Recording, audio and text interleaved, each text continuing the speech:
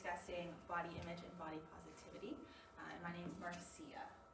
So to start, we will be going through what body image is, body image and how it's related to self-esteem and mental health, as well as aging and body image, and improving body image and body positivity. Am I loud enough? Okay. I'll turn my hearing aid on. All right, so body image is defined as, or it is how we think and feel about ourselves physically and how we believe others see us. So it is a dynamic concept that changes as we age, according to internal, so personality, and external social environment influences. So our image has unconditional power, and all of our body perceptions, experiences, and rationally interpreted emotional feelings are lived influences of our cultural and socio-economical beliefs and attitudes. So at every age, we are affected by body image, although much of the research published is targeted towards women. We do know that men also experience impacts of body image. And so body image, there's 4 components of it, which is the perceptual, which is the way we see ourselves. Perception is not always an accurate representation of our bodies, and it can be altered and changed at any point, sometimes multiple times throughout a day. So the affective is how we feel about the way we look and how we perceive ourselves, and it may be satisfaction or dissatisfaction with our appearance, weight, shape, and or body parts. So cognitive is the thoughts and beliefs about how we feel about our bodies, which could be size related, wanting to be thinner, or maybe wanting to have more muscle, or it could be features, wanting to change a shape of maybe our nose or our chin, it could be our hair color or our eyes. And behavior is the things we do in relation to how we look. So it may be wearing baggier clothes, or avoiding certain activities, or over-exercising or overeating. So all of these aspects of body image make up how we feel and how we view ourselves, which directly impact our self-esteem and mental health. So body image, again, is how we think and feel about ourselves physically and how others believe we see us, which directly affects our self-esteem, which is our overall opinions of ourselves, how we feel about our abilities and limitations. So when we have a higher self-esteem, we often value ourselves for more respect and put more value on our opinions and ideas. However, with lower self-esteem, we have lower or less value on our opinions and ideas, which directly target or impact our mental health, which is our emotional, psychological, and social well-being.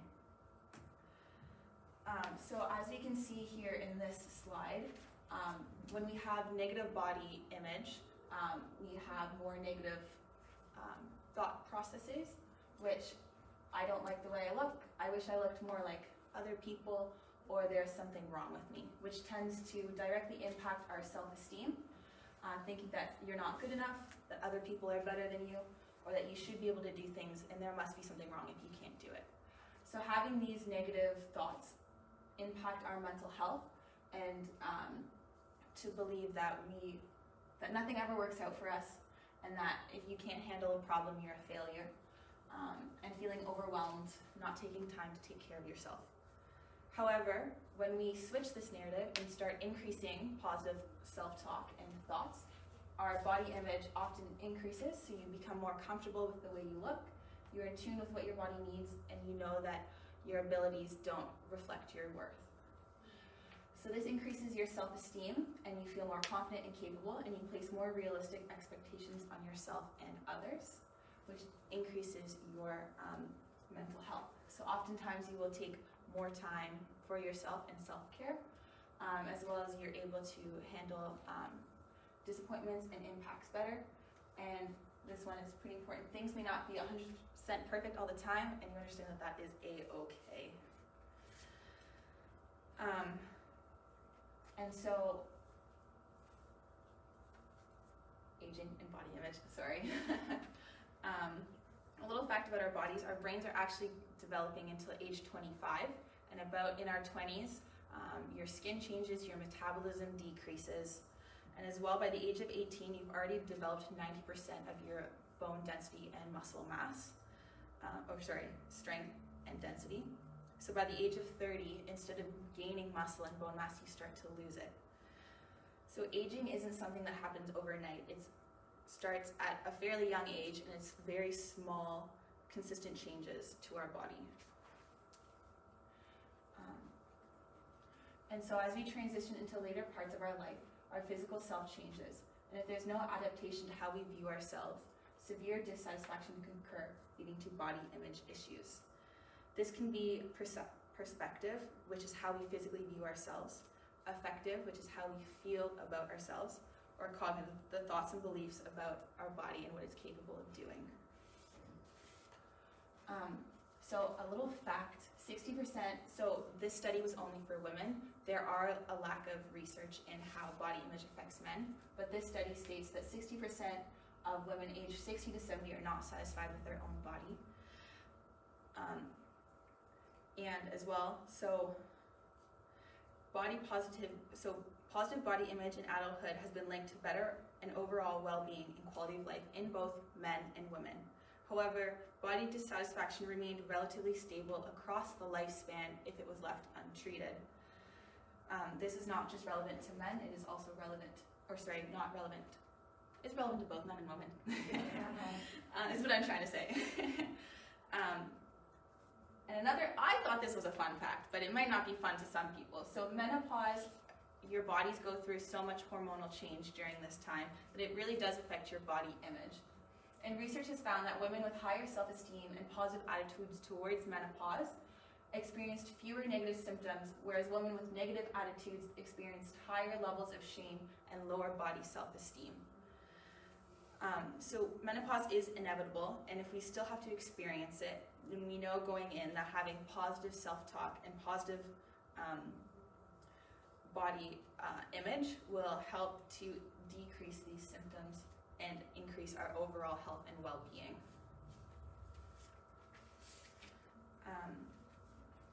So body positivity, it's a movement that began in the 1960s for marginalized bodies or anyone who fell outside of traditional beauty standards. Conversations are most often centered towards Caucasian individuals who are usually women, and today's standards are typically revolved around younger, thinner females or younger, more fit males, which is often what we see in the media, as media leaves out various groups of people, whether they be age-related, gender, race, body size, or physical ability. As well, we constantly see companies selling us products to alter our physical appearance, whether it be anti-aging or diet supplements, with airbrushed models and all of that. So media influences affect us and may affect us each all differently, as we all have different lived experiences and different levels of body positivity and self-image. So one activity in which we can increase our body image and positive self-talk is identifying and challenging negative thoughts, recognizing the underlying motivation for our personal criticism, and appreciating your body for what it can do. So this first activity, I have 3 thank you compliments and 2 positive affirmations on here, which these are best practiced in a mirror and looking back at your reflection, as mirror work is a powerful tool to help us believe the compliments that we would like to give ourselves. So the 5 that I have up here are, thank you eyes for helping me see, thank you legs for helping me walk, and thank you body for allowing me to express myself through dance. And as well, I love how my brown eyes look in the sunlight, and I love how strong and confident I am. So this goal is to alter the negative thoughts we may have and to increase our positive thoughts of ourselves. So if you'd like to right now, you can just close your eyes and think of a couple of things you'd like to thank yourself for, or some positive affirmations that you may have towards your personal self. So I'll just give a few seconds for that.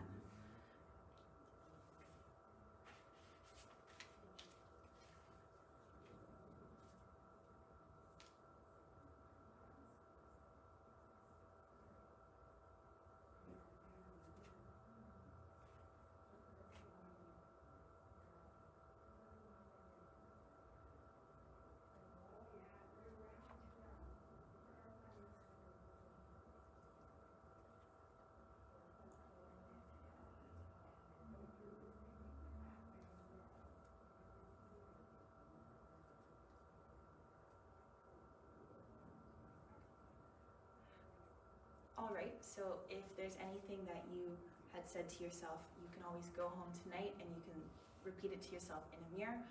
It's often best practiced in the morning or at night, whichever one you feel is more relevant to your schedule. And then the second activity I have is called the 3 Whys. Diana does something similar in her coaching with her 5 Whys. And this is to, so you ask yourself a question, example, why am I feeling unhappy? Or why am I feeling extra fabulous today? And you follow up that question with that answer with another question of why.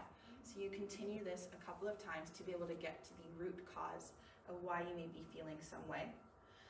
This helps us understand our patterns of behavior and what makes us feel certain ways to either avoid or to engage in them more often. So for example, maybe it's staying away from certain TV shows like Bachelor in Paradise, or by increasing more things in your life, such as going for morning walks or coming to Cindy's yoga classes. And then these little behavior changes often increase our body image and self-acceptance, which is key to having a healthy and well-being and an increased quality of life. And that is all. So thank you for coming today. I appreciate it.